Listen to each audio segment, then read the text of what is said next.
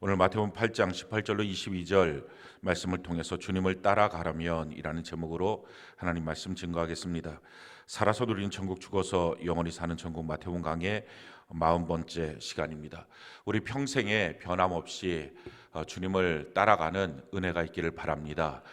신앙생활은 내가 가만히 있으면서 내가 주님을 믿습니다 라고 하는 이런 정적인 모습이 아닙니다. 신앙생활은 주님을 바라보고 주님과 동행하고 주님과 함께 가는 동적인 것입니다. 그래서 성경을 보면 신앙생활에 대한 표현들을 끊임없이 주님을 따라간다, 너가 나를 따라오려면 이렇게 표현하고 있는 것을 보게 됩니다.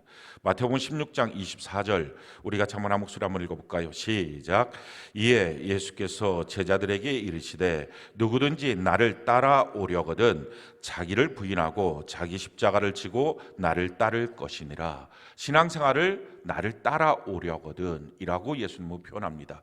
그리고 따라와야 된다라고 말합니다. 그리고 이 따라가는 길을 지치지 않고 뒤를 돌아보지 않고 계속적으로 부름의 상을 향하여 하나님을 향하여 내가 달려간다라고 사도 바울은 고백을 합니다. 이게 바로 신앙생활입니다. 그러니까 신앙생활은 그냥 내가 가만히 있고 내가 주님을 믿습니다라고 하는 이런 정적인 것이 아니라 주님이 지금 어디에 계시는지, 주님의 시선은 어디에 있는지, 주님의 발걸음은 어떤지 이걸 우리가 끊임없이 바라보면서 주님과 동행하고 그래서 계속 주님을 붙쫓아가는 것, 이것이 바로 신앙생활입니다. 그 길을 걸어갈 때 우리 주님이 주인이시니까 우리의 삶의 모든 것을 다 책임져 주십니다. 이 책임져 주시는 것을 성경적인 용어로 복이라고 말합니다. 성경이 이렇게 말하죠. 시편 128편 1절 우리가 한번 한 목소리 한번 읽어볼까요? 시작. 여호와를 경외하며 그의 길을 걷는 자마다 복이 있도다. 이게 신앙생활입니다. 주님을 경외하고 그의 길을 걸어가는 것입니다.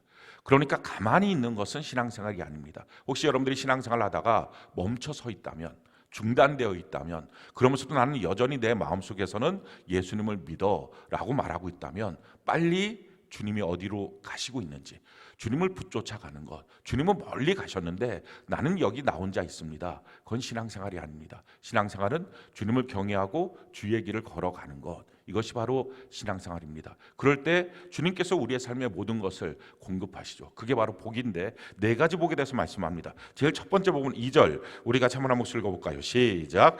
내가 내 손이 수고한 대로 먹을 것이라 내가 복되고 형통하리로다. 제일 첫 번째 주시는 복이 재정의 복입니다. 저는 여러분들의 삶 속에 하나님이 공급하시는 예수를 믿기 때문에 주시는 재정의 복이 넘치길 바랍니다. 주님과 상관없이 주시는 재정이라고 하는 것은 우리의 삶 속에 의미가 없습니다. 그런데 예수를 믿기 때문에 믿도록 주시는 이 재정의 복, 그걸 모든 지체들이 다 받는 올해 활동하시는 하나님의 역사가 여러분들 삶 속에 넘치기를 바랍니다. 두 번째 하나님이 주시는 공급 복은 뭐냐면 3절 가정에 대한 복인데 같이 한번 읽어봅시다. 시작. 내 집 안방에 있는 내 아내는 결실한 포도나무 같으며 내 식탁에 둘러앉은 자식들은 어린 감람나무 같으리로다. 그러니 가정에 주시는 하나님의 놀라운 복은 부부관계 속에 복을 주시고 또 자녀들에게도 하나님의 복이 있다라는 것입니다. 그리고 세 번째 복은 5절인데요. 우리 5절 같이 한번 한 목소리 한번 읽어볼까요? 시작.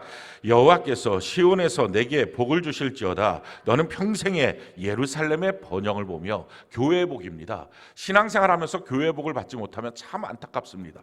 교회를 나올 때마다, 예배를 드릴 때마다, 교회 공동체 가운데 있을 때마다 끊임없이 부어주신 하나님의 은혜를 공급받을 수 있다면 그러면 인생 살만합니다. 그 복을 하나님이 하나님을 바라보면서 동행하고 쫓아가고 걸어가는 자에게 주시겠다라는 것입니다. 마지막 네 번째 복은 우리 육체와 마음에 주시는 복입니다. 우리 6절 같이 한번 한 목소리 한번 읽어볼까요? 시작.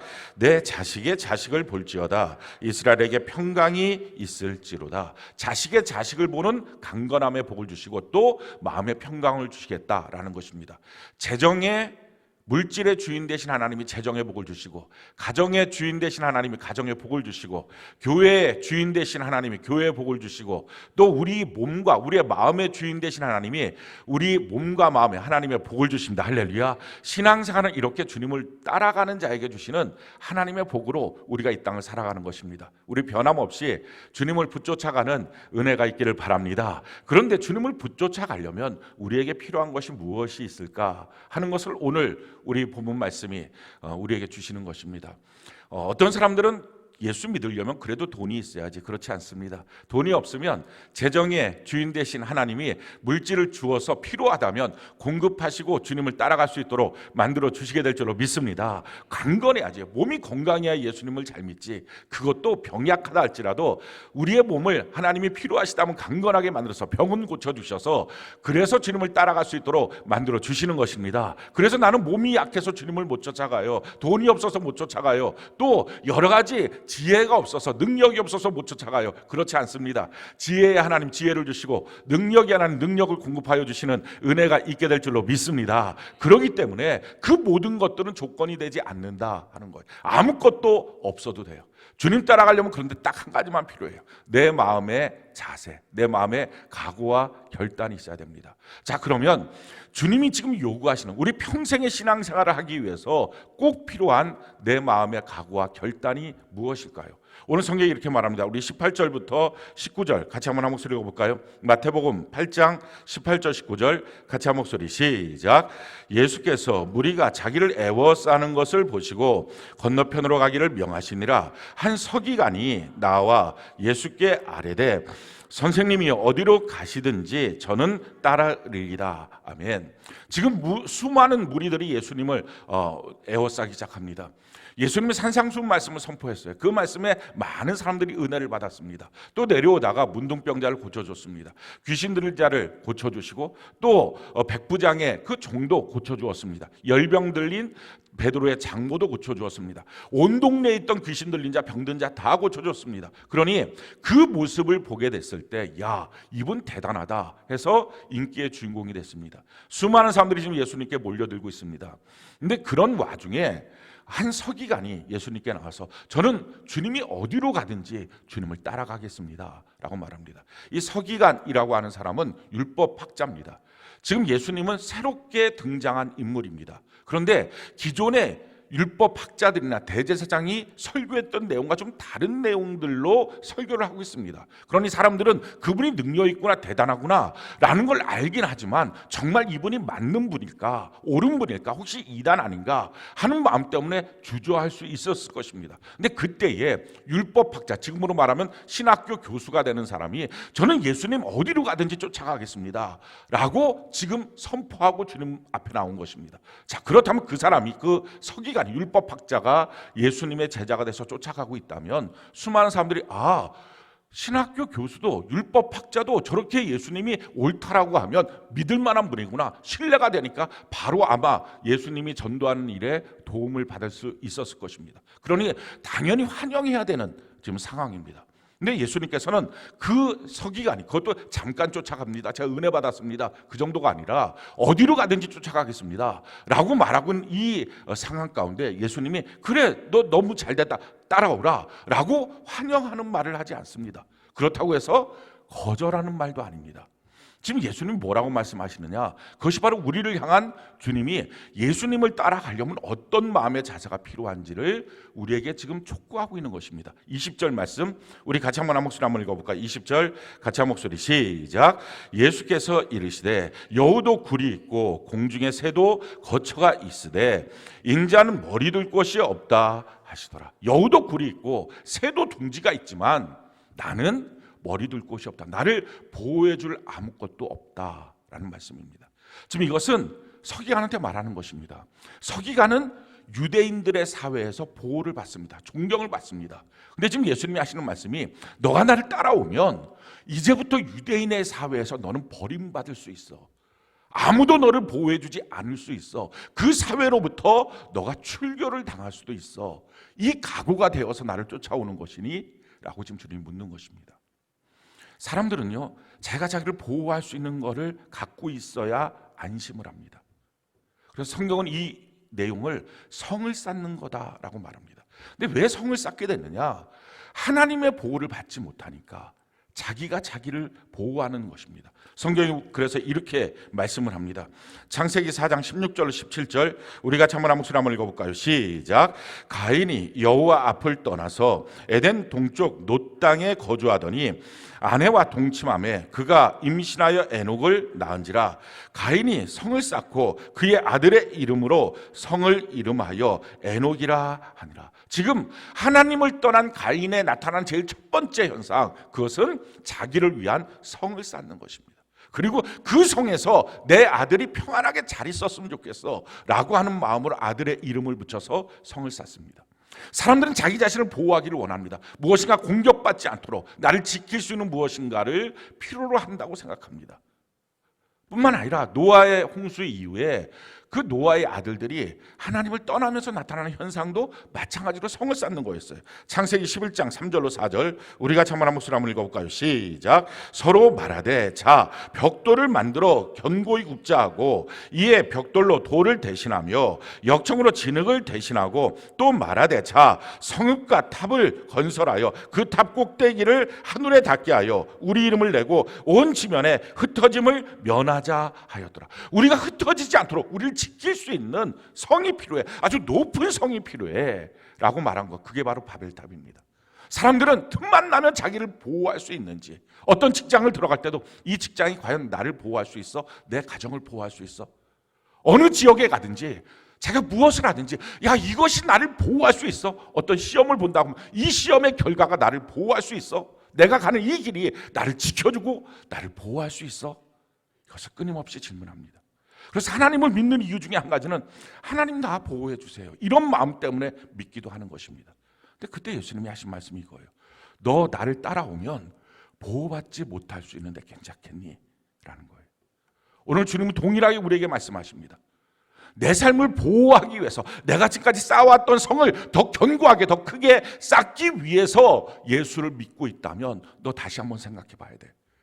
그것을 주지 않을 수도 있어 라는 것입니다. 도리어 주님은 우리에게 더 과감한 명령을 하십니다. 우리 믿음의 조상이라고 말하면 아브라함을 향해서 주님의 첫 번째 명령이 이거였어요. 너가 나를 정말 믿고 따라오려면 이렇게 해야 된다라는 거였어요. 창세기 12장 1절 2절 우리가 한번 한 목소리 한번 읽어볼까요? 시작. 여호와께서 아브라함에게 이르시되 너는 너의 고향과 친척과 아버지의 집을 떠나 내가 내게 보여줄 땅으로 가라. 내가 너로 큰 민족을 이루고 내게 복을 주어 내 이름을 창대하게 하리니 너는 복이 될지라. 너의 고향을 떠나야 된다. 그 고향이 어딥니까? 바벨탑이 있는 갈대아 우르입니다. 그 갈대아 우르, 그 성 안에 있는 아브라함을 향해서 지금 말씀하시는 거예요. 너 나를 믿고 따라오려면, 너가 정말 나를 믿는 거라면 거기서 나와야 돼. 그 성에서 나와서, 그 땅에서부터 나와서 내가 이제 너보고 가라고 하는 대로 너는 가야 돼. 그게 신앙생활이에요. 신앙생활은 가만히 있으면서 안주하면서 여기가 좋사오니 여기에서 하나님 복을 주세요, 이걸 더 견고하게 해주세요, 이 사업장이, 이 일터가 더 잘 되게 해주세요. 그게 아니에요. 내가 있는 그 땅에서 주님은 나오라고 하시는 것, 나를 믿고 한번 따라 나와 봐봐 하는 것입니다. 그건 아브라함에게 주셨던 말씀이 아니고요, 지금 말세를 살고 있는 우리에게도 동일하게 주시는 말씀입니다. 요한계시록 18장 2절로 4절 우리 같이 한번 한 목소리 한번 읽어볼까요? 같이 한 목소리 시작. 힘찬 음성으로 외쳐 이르되 무너졌도다 무너졌도다 큰 성 바벨론이여, 귀신의 처소와 각종 더러운 영이 모이는 곳과 각종 더럽고 가증한 새들이 모이는 곳이 되었도다. 그 음행의 진노의 포도주로 말미암아 만국이 무너졌으며 또 땅의 왕들이 그와 더불어 음행하였으며 땅의 상인들도 그 사치의 세력으로 치부하였도다 하더라. 또 내가 들으니 하늘로부터 다른 음성이 나서 이르되 내 백성아 거기서 나와 그의 죄에 참여하지 말고 그가 받을 재앙들을 받지 말라. 거기서부터 나와야 된다. 지금 마지막 때 사치와 향락과 타락과 음행으로 가득 차 있는 그곳에서, 치부로 가득 차 있는 그곳에서 너 나와야 된다. 그들의 세계관에서 나와야 된다. 그들의 삶의 방식에서 너는 나와야 된다. 그들의 죄에 동참하지 말라. 그들이 멸망당할 때 너도 동일하게 멸망당하게 된다는 것입니다. 여러분, 예배당이라고 하는 이 건물 안에 있다고 나의 구원이 확실해지는 것이 아닙니다. 예배라고 하는 시간에 있다고 나의 구원이 확실해지는 것이 아닙니다. 과연 나의 세계관이, 나의 가치관이 주님이 말씀하신 것처럼 그 바벨론 성 안에 있다면, 거기서 나의 세계관이 돈 많이 버는 것, 사치하는 것, 향락과 음행으로 가득 차 있는 그곳에서 가치 있는 거라면 그들이 멸망받는 그 시간에 너도 같이 멸망받을 수 있다라는 것입니다. 넌 거기서 나와 함께 가자라는 거예요. 인간의 존엄성은 주도적인 데 있지 않아요. 도리어 의존적인 데 있습니다. 마틴 로이드 존스가 말했어요. 인간의 존엄성은 주도적인 데 있는 게 아니라 의존적인 데 있다라고 말했어요. 사람들은요, 주도적인 인생을 보면서 멋있다고 말합니다. 자기가 자기 인생을 결정하고 움직이고 무엇인가 끌고 가는 그런 모습을 보면서 굉장히 멋있다고 말해요. 근데 사실은 사람은 처음부터 주도적이지 않아요. 누가 태어나는 날짜를 정해서 태어난 사람이 있습니까? 없어요. 자기가 태어날 때 자기의 부모를 결정한 사람이 있습니까? 없어요. 인생의 가장 중요한 것, 태어나는 것과 죽는 것인데, 태어나고 죽는 것 누구 한 사람 자기가 결정하지 못해요. 자기의 부모도 결정하지 못하고 자기의 피부색 하나 결정하지 못합니다. 자기가 태어나는 나라도 결정하지 못해요. 뿐만 아니라요, 자기의 생김새 하나도 결정하지 못해요. 눈 모양 하나, 귀, 입, 코 하나도 결정하지 못해요. 사는 동안에 자기에게 닥쳐오는 수많은 문제도 자기가 선택적으로 결정할 수 없어요. 그냥 문제와 사건은 주어지는 거예요. 그걸 자기가 결정해서 이 문제는 내 거 아니야, 저 문제는 내 거야, 이렇게 하는 사람은 단 한 명도 없어요. 그러니까 다 사실은 우리 인생은 의존적인 존재예요. 주도적이지 않아요. 그럼에도 불구하고 자기가 주도적인 인생을 살려고 하다 보니까 그래서 두렵고 결핍이 생기는 거예요. 그래서 온갖 스트레스에 묶여서 각종 질병과 마음의 우울증에 묶여 사는 것입니다. 우리 의존적이에요. 얼마큼 의존적이에요? 성경은 우리에게 말하고 있어요. 너희는 양이다. 양이니까 1m 앞도 내다보지 못하는 양이니까 너는 목자가 필요해. 할렐루야. 여호와가 나의 목자가 되셔야 된다. 그러면 부족함이 없다, 결핍이 없다, 두려움이 없다라는 것입니다. 인생의 존엄성이 뭐예요? 주님을 목자로 삼는 양의 모습을 인정하는 것입니다. 그럼 푸른 초장 실만한 물가로 인도하시고, 사망의 음침한 골짜기를 걸어가도 주님이 함께하여 주시고, 원수가 나타났을 때 내게 상을 차려주시고, 주님의 평생의 인자하심을 내게 공급하여 주시는 것입니다. 그러기에 우리 인생 스스로가 주도적인 인생으로 내가 나를 보호하기 위해서 성을 쌓는 것이 멋진 인생이 아니라, 주님의 말씀을 듣고 그 성에서부터 나와서 주님을 따라가는 삶, 내가 주님을 의존합니다. 그래서 정말 예수님이 나의 주인이십니다 고백할 수 있는 것, 이것이 바로 신앙생활이고요. 주님이 지금 그 서기관을 향해서 또 우리를 향해서 결단하게 하는 것입니다. 너가 나를 사용해서 너의 삶을 잘되게 지키게 하려고 하니, 아니면 너가 나를 따라오려고 하니? 라고 지금 묻고 있는 것입니다. 우리가 주님을 따라갈 때 주님의 약속이 있어요. 이렇게 말씀하십니다. 스가랴 2장 4절 5절 우리가 참아나 목소리 한번 읽어봅시다. 시작.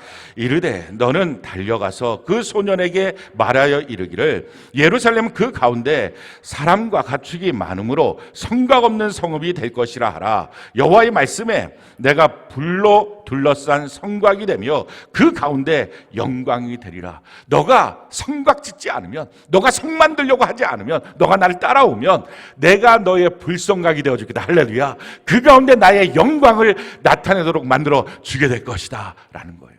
하나님께로부터 받은 자원을 갖고 자기를 지키고 보호하려고 하는 성을 쌓는 게 아니라요, 그러기에 예수 믿는 사람들은 주님, 내가 주님을 의존합니다, 난 주님의 말씀에 순종합니다, 그리고 나서 주님이 주신 모든 자원을 갖고 성을 쌓는 자가 아니라 길을 내는 것입니다. 성경이 우리에게 이렇게 말합니다. 이사야 62장 10절로 11절 우리가 참아나 목소리 한번 읽어볼까요? 시작. 성문으로 나아가라, 나아가라. 백성이 올 길을 닦으라. 큰 길을 수축하고 수축하라. 돌을 제하라. 만민을 위하여 기치를 들라. 여호와께서 땅끝까지 선포하시되 너희는 딸 시온에게 이르라. 보라, 내 구원이 이르렀느니라. 보라, 상급이 그에게 있고 보응이 그 앞에 있느니라 하였느니라. 우리는 길을 내는 거예요. 저는 여러분들이 사랑의 길을 내시길 바랍니다. 섬김의 길을 내시기 바랍니다. 복음의 길을 내시기 바랍니다. 그럴 때마다, 주님을 따라갈 때마다 톡톡 걸리는 게 뭐예요? 이러면 나는 언제 살아? 이러면 나는 언제 부자가 돼? 이러면 나는 언제 나를 지킬 수 있어? 주님 말씀하시는 그거 너 상 쌓지 마. 성 쌓으려고 하면 너는 나를 따라올 수가 없어. 예수 믿는 거 성 쌓는 거 아니에요. 제가 자기를 보호하려고 하지 말고요, 주님 말씀을 갖고 주님을 따라가면서 주님이 원하시는, 주님이 가기를 원하는 그곳에 주의 길을 내는 은혜가 있기를 바랍니다. 그러고 있는 와중에 또 한 사람이 등장을 합니다. 그것은 두 번째 우리를 향한 제자의 자격에 대한 마음의 각오와 결단에 대한 주님의 말씀이었어요. 자, 21절, 22절 같이 한번 한 목소리 한번 읽어봅시다. 시작. 주여, 내가 먼저 가서 내 아버지를 장사하게 허락하옵소서. 예수께서 이르시되 죽은 자들이 그들의 죽은 자들을 장사하게 하고 너는 나를 따르라 하시니라. 자, 두 번째 등장하는 인물은 제자였습니다. 원래부터 예수님을 따르고 있던 사람이에요. 근데 그 사람이 느닷없이 주님께 찾아와서, 주님, 저희 아버지가 얼마 안 있으면 돌아가실 것 같은데 저희 아버지 장사를 먼저 지내고 와서 계속 주님을 따라가겠습니다 라고 말한 거예요. 그렇게 말하게 됐던 이유가 있었을 거예요. 아마도 자기 집으로부터 연락이 왔겠죠. 왜 장사 지내는 대로 가야 되느냐, 뭐 인간적인 도리가 있겠지만 더 구체적인 실제적인 이유도 있는데, 임종을 봐야 유산을 받습니다. 그것이 그 당시 팔레스타인의 법이었어요.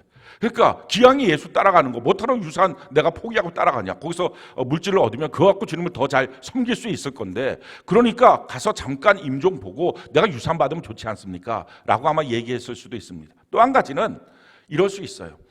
아버지가, 야, 너 언제까지 그렇게 예수만 쫓아다닐 거야? 좀 집에 좀 와 있어. 내가 언제 죽을지 모르는데, 나 죽거든 너 가. 뭐 그렇게 나 있는데 얼마 안 남았는데 나 죽거든 너 따라갈 수 있잖아. 아마 그랬을 수 있어요. 그래서 그 아버지의 말을 듣고 갈등이 생겼을 것입니다. 지금 이 질문은 이런 여러 가지의 마음을 갖고 지금 주님께 찾아온 거예요. 그런데 주님의 답변이 기가 막히죠. 죽은 자들이 그들의 죽은 자들을 장사하게 하고 너는 나를 따르라. 굉장히 매몰차게 지금 주님이 말씀하십니다. 우리 신앙생활에 꼭 걸리는 것 중에 한 가지는요, 인간의 도리와 주님의 부르심이에요. 여러분, 인간적인 도리와 주님의 부르심, 거기에는 부모가 하는 말이 있을 수 있어요. 자기의 배우자들이 하는 말일 수도 있어요. 자녀들이 하는 말일 수 있어요. 회사의 동료와 사업의 동업자들이 하는 말일 수 있어요. 당연히 지켜야 될 인간적 도리가 있을 수 있습니다. 지금 부모의 제사를 가서 장사를 드리고 온다는 거 당연한 인간적 도리입니다. 자, 그런데 이런 인간적 도리와 주님의 부르심이라고 하는 것이 있다면, 그 갈등 속에 있다면 무엇을 선택하려고 하니? 이 질문이에요. 예수 믿는 일에 있어서 최고의 걸림 중에 한 가지는 사실은 우리가 있는 가까운 지인들입니다. 그 인간적 도리와 주님의 부르심이 있다면 너는 지금 무엇을 선택하며 살고 있니? 라는 거예요. 신앙생활은요, 우선순위가 분명해야 돼요. 주님은 여기에 대해서 이렇게 우리에게 말씀하셨어요. 마태복음 10장 37절, 우리가 한번 한 목소리 한번 읽어볼까요? 시작. 아버지나 어머니를 나보다 더 사랑하는 자는 내게 합당하지 아니하고 아들이나 딸을 나보다 더 사랑하는 자도 내게 합당하지 아니하며. 아버지나 어머니를 주님보다 더 사랑해서 그래서 거기 때문에 갈등하고 있다면 너 내게 합당하지 않아. 내 자녀나 내 딸들 때문에 그래서 갈등하고 있다면, 인간적 도리와 하나님의 부르심 앞에 갈등하고 있다면 너는 내게 합당하지가 않아 라는 말이에요. 지금 이 제자는요, 원래 제자였어요. 그런데 지금 부르는 그 가족에서 부르는 그 말 때문에 주춤주춤 된 거예요. 자꾸 뒤로 돌아가서 갔다가 내가 다시 올게요. 잠깐인데요. 그 정도 안 될까요? 아마 이렇게 말했을 수 있어요. 근데 예수님이 지금 하시는 말씀이 이겁니다. 히브리서 10장 38절로 39절, 우리 같이 한번 목소리 한번 읽어볼까요? 시작. 나의 의인은 믿음으로 말미암아 살리라. 또한 뒤로 물러가면 내 마음이 그를 기뻐하지 아니하리라 하셨느니라. 우린 뒤로 물러가 멸망할 자가 아니요 오직 영혼을 구원하며 이르는 믿음을 가진 자들. 자, 믿음이 있다는 사람은요, 뒤로 물러가면 멸망을 당합니다. 뒤로 물러나는 것은 잠깐 있다가 다시 회복되는 게 아니라 멸망을 당하는 거예요. 그래서 지금 예수님 하시는 말씀이에요. 너 지금 뒤로 물러가려고 하니 너는 잠깐 갔다 온다고 생각하지만 영적인 차원에서 너를 봤을 때 너는 멸망당하는 거야 라는 것입니다. 그래서 주님이 주신 원칙이 있어요. 우리가 끊임없이 우리의 삶 속에서 얽혀있는 우리의 인간관계가 있습니다. 그걸 무시하며 반사회적으로 살라는 얘기가 아닙니다. 그런데 그런 인간관계와 주님의 부르심이라고 하는 이 두 가지 속에서 우선순위가 정확하게 정해지지 않으면 신앙생활 할 때마다 마귀가 얼마나 우리 주변에 있는 사람들을 동원해서 우리를 무너뜨리려고 할까요? 좀만 하려고 하면 안 돼 하는 말들 때문에 신앙이 진행되지 못하게 할 것입니다. 그래서 주님이 주신 원칙이 있어요. 성경은 이렇게 그 원칙을 말하고 있습니다. 에베소 6장 1절, 우리가 같이 한번 목소리 한번 읽어볼까요? 시작. 자녀들아, 주 안에서 너희 부모에게 순종하라. 이것이 옳으니라. 자, 부모에 대해서 어떻게 해야 된다고요? 순종해야 된다. 그런데 원칙이 뭐예요? 주 안에서예요. 주님 밖으로 나가는 것이 갈등되는 것입니다. 갈등 없이 주님 안으로만 들어와서 순종하라는 것입니다. 그게 원칙이에요. 자, 부부관계 주님 안에서 사랑하라는 것입니다. 부모와 자녀 관계 주님 안에서 자녀를 키우라 하는 것입니다. 나의 회사 생활, 나의 삶의 모든 것들 다 마찬가지. 주님 안에서, 그러면서 성경이 말해요. 이것이 옳으니라. 속지 말라 하는 것입니다. 마귀는요, 내가 모르는 사람, 내가 전혀 알 수 없는 사람, 나에게 영향을 줄 수 없는 사람을 통해서 내게 영향 못 줍니다. 그러니 마귀의 영향은 항상 내 주변에 내가 영향받을 만한 존재를 통해서 영향을 주죠.